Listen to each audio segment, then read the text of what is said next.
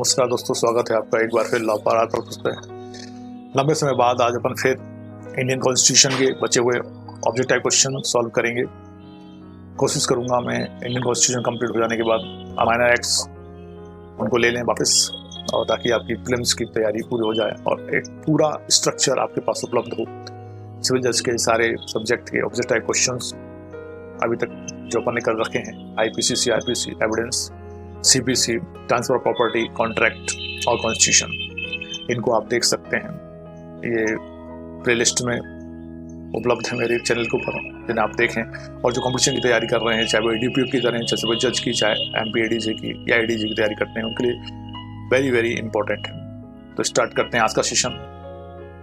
Question number 1, उच्चतम न्यायालय के न्यायाधीश की नियुक्ति में वरीयता दी जाती है। भारत के मुख्य न्यायाधीश की राय को, संघ के विधि मंत्री की राय को, भारत के मुख्य न्यायाधीश और उच्चतम न्यायालय के 4 वरिष्ठ न्यायाधीशों की राय को, प्रधानमंत्री की राय को। Give the right answer, time starts now. Question पूछा गया था उत्तरांचल सिविल जज 2002 में।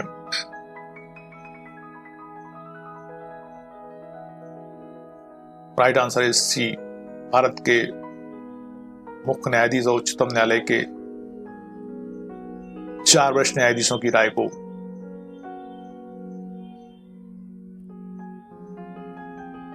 क्वेश्चन नंबर 2, निम्न में से किस मामले में राष्ट्रीय न्यायिक नियुक्ति आयोग NJAC को उच्चतम न्यायालय द्वारा असंवैधानिक घोषित किया गया था? भीम सिंह बनाम union of India, MC Mehta बनाम union of India, common cause बनाम union of India, supreme court advocates on record association बनाम union of India. The right answer, time starts now. Chhattisgarh civil जज 2017 में क्वेश्चन पूछा गया था।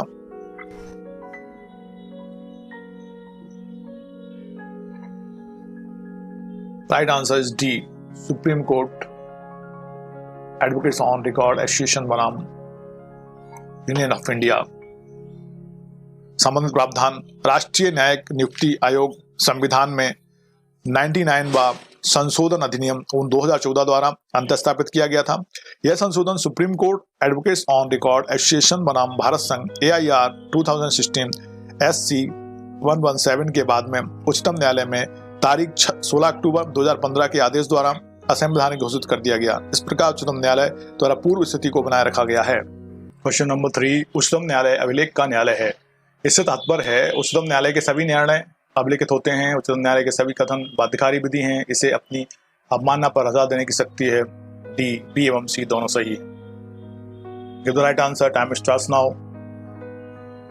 बिहार PCS जूनियर प्रीलिम 2009 में question पूछा गया था।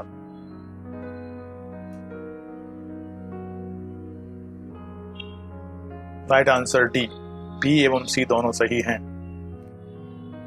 संविधान के अनुच्छेद 129 के तहत उच्चतम न्यायालय अभिलेख न्यायालय कोर्ट ऑफ रिकॉर्ड होता है।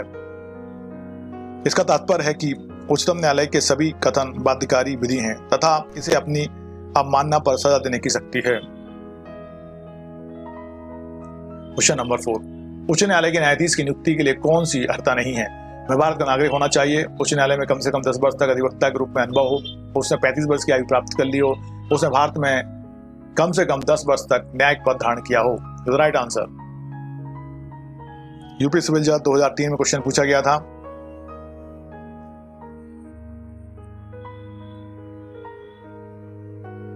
राइट आंसर C, उसने 35 वर्ष की आयु प्राप्त कर ली हो। उच्च न्यायालय तथा उच्चतम न्यायालय का न्यायाधीश नियुक्त होने के लिए कोई न्यूनतम आयु सीमा संविधान द्वारा निर्धारित नहीं की गई है। ज्ञातव्य है कि उच्च न्यायालय के न्यायाधीश 62 वर्ष की आयु तक तथा सर्वोच्च न्यायालय के न्यायाधीश 35 वर्ष की आयु तक पद धारण करते हैं। इसके पश्चात अवकाश ग्रहण कर लेते हैं। उच्च न्यायालय के न्यायाधीश की नियुक्ति हेतु विकल्प C में दी गई आयु सीमा का छोड़कर अन्य अर्हताएं सही हैं। क्वेश्चन नंबर 5, अब तक भारत के उच्चतम न्यायालय के कितने न्यायाधीश अपनी नियत अवधि समाप्त करने से पूर्व ही महाभियोग के द्वारा हटा दिए गए हैं? 1, 3, 2, कोई भी नहीं। Right answer, Uttarakhand PCS junior prelim 2008 में पूछा गया था। राइट आंसर D, कोई भी नहीं। अब तक भारत के उच्चतम न्यायालय का कोई भी न्यायाधीश अपनी नियत अवधि समाप्त करने के पूर्व महाभियोग के द्वारा नहीं हटाया गया है। न्यायाधिपति B रामास्वामी पर महाभियोग लगाया गया था, किंतु लोकसभा भंग हो जाने के कारण पास नहीं हो सका। क्वेश्चन नंबर 6, कलकत्ता उच्च न्यायालय के पूर्व न्यायाधीश श्री सौमित्र सेन के संबंध में निम्नलिखित में से कौन सा कथन सही है? उन्हें महाभियोग प्रक्रिया द्वारा हटाया गया था। महाभियोग प्रक्रिया प्रारंभ होने से पूर्व उन्होंने त्यागपत्र दे दिया था। लोकसभा द्वारा महाभियोग प्रस्ताव पारित करने के पश्चात उन्होंने त्यागपत्र दिया था। महाभियोग प्रस्ताव वापस लेने के पश्चात उन्होंने त्यागपत्र दिया था। The right answer. Uttarakhand PCS junior prelims 2012 में क्वेश्चन आया था।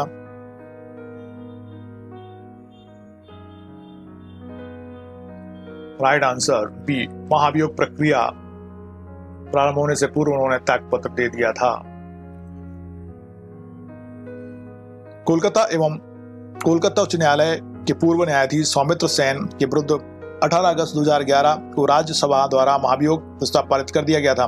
लोकसभा में 5 सितंबर 2011 को यह प्रस्ताव लाया गया था, परंतु उससे पूर्व ही उन्होंने अपने पद से त्याग पत्र दे दिया था। बाद में लोकसभा द्वारा उनके विरुद्ध महाभियोग प्रस्ताव वापस ले लिया गया। इस प्रकार प्रश्नगत विकल्पों में कोई भी सही नहीं है, तथापि निकटतम उत्तर बी है ना, इसलिए आंसर अपन ने इसका बी लगाया है। क्वेश्चन नंबर 7, निम्नलिखित में से कौन अपने पद से असमर्थता के आधार पर हटाया जा सकता है? लोकसभा आयोग का सदस्य, उच्च न्यायालय का न्यायाधीश, भारत के राष्ट्रपति, उपरोक्त में से कोई भी नहीं। Give the right answer. MPPCS 2004-2005 में क्वेश्चन आया था। राइट आंसर बी, उच्च न्यायालय का न्यायाधीश। उच्च न्यायालय के न्यायाधीशों को आर्टिकल 217 क्लॉज 1 क्लॉज खा के अंतर्गत तथा सर्वोच्च न्यायालय के न्यायाधीशों को अनुच्छेद 124 क्लॉज 4 में वर्णित प्रक्रिया के द्वारा असमर्थता अथवा साबित कदाचार के आधार पर संसद द्वारा महाभियोग प्रस्ताव पारित करके हटाया जा सकता है।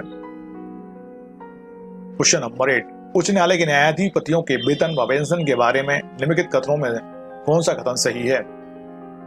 वेतन एवं पेंशन भारत की संचित निधि पर आधारित होगा। वेतन भारत की संचित निधि पर आधारित होगा एवं पेंशन राज्य की संचित निधि पर आधारित होगी। वेतन एवं पेंशन राज्य की संचित निधि पर आधारित होगा। वेतन राज्य की संचित निधि पर आधारित होगा एवं पेंशन भारत की संचित निधि पर आधारित होगी। The right answer. Time starts now. UPPCS prelims 1997 में क्वेश्चन पूछा गया था। राइट आंसर डी, वेतन राज्य की संचित निधि पर आधारित होगा एवं पेंशन भारत की संचित निधि पर आधारित होगी, आर्टिकल 112 के अनुसार। क्वेश्चन नंबर 9, संविधान के अनुच्छेद 226 के अंतर्गत उच्च न्यायालय निम्नलिखित में से किसके विरुद्ध रिट जारी कर सकता है? व्यक्ति, पदाधिकारी, सरकार, उक्त सभी। बताइए answer. UPPCS prelims 1991, UPPCS prelims 1991 में क्वेश्चन पूछा गया था। राइट आंसर डी, उक्त सभी। भारत संविधान के अनुच्छेद 226 के अधीन उच्च न्यायालय व्यक्ति, सरकार, पदाधिकारी एवं संगठित निकाय के विरुद्ध रिट जारी कर सकता है।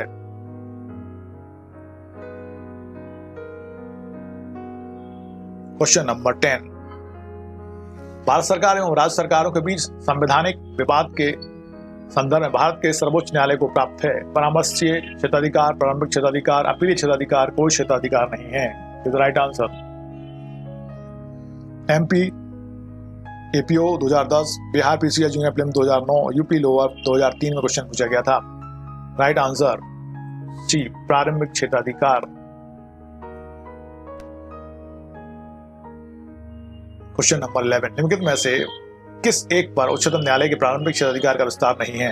भारत सरकार के विरुद्ध निजी व्यक्तियों द्वारा लाए गए मुकदमे में भारत सरकार एवं एक या अधिक राज्यों के बीच विवाद, एक और भारत सरकार तथा किसी राज्य या राज्यों एवं दूसरी ओर एक या अधिक राज्यों के बीच विवाद, दो या अधिक राज्यों के बीच विवाद। Give the right answer.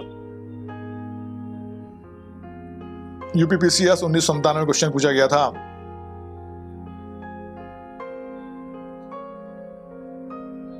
Right answer A, Bharat सरकार के विरुद्ध निजी व्यक्तियों द्वारा लाए गए मुकदमे में। क्वेश्चन नंबर 12, भारत के राज्यों के मध्य विवाद उच्चतम न्यायालय में आते हैं अपीलीय अधिकारिता में, प्रारंभिक अधिकारिता में, सलाहकारी अधिकारिता में, पुनर्विलोकन अधिकारिता में। Give the right answer. UPPCS prelims 2002, UP civil जज 2003।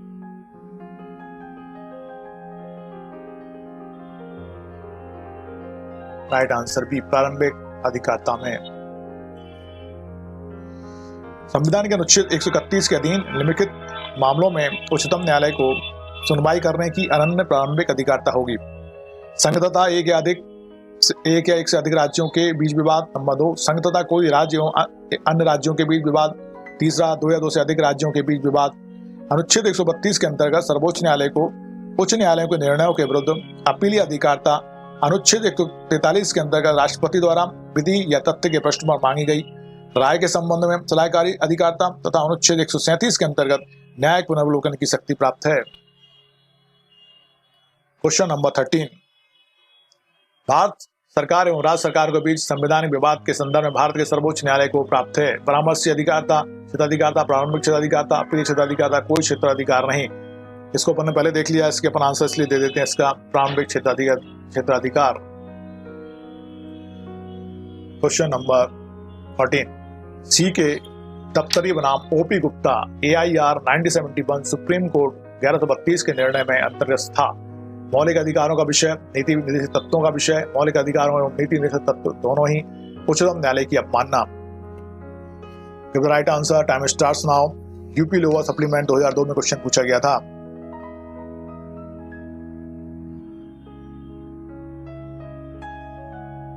राइट आंसर डी, उच्चतम न्यायालय की अवमानना। सी के दफ्तरी बनाम ओपी गुप्ता के बाद में उच्चतम न्यायालय ने अनुच्छेद 129 के अधीन उच्चतम न्यायालय द्वारा प्रशासित न्यायालय अवमानना विधि को अनुच्छेद 19 क्लॉज 1 क्लॉज का के अधीन युक्तियुक्त अधिनियम निर्धारित किया था। क्वेश्चन नंबर 15, एक मामले में उच्चतम न्यायालय को अपील हो सकेगी यदि इसमें अंतर्गत है विधि का एक प्रश्न, विधि का एक महत्वपूर्ण प्रश्न, विधि का एक सारवान प्रश्न, विधि एवं तथ्य का एक विस्तृत प्रश्न। The right answer, UPPCL prelim 1995 में क्वेश्चन पूछा गया था।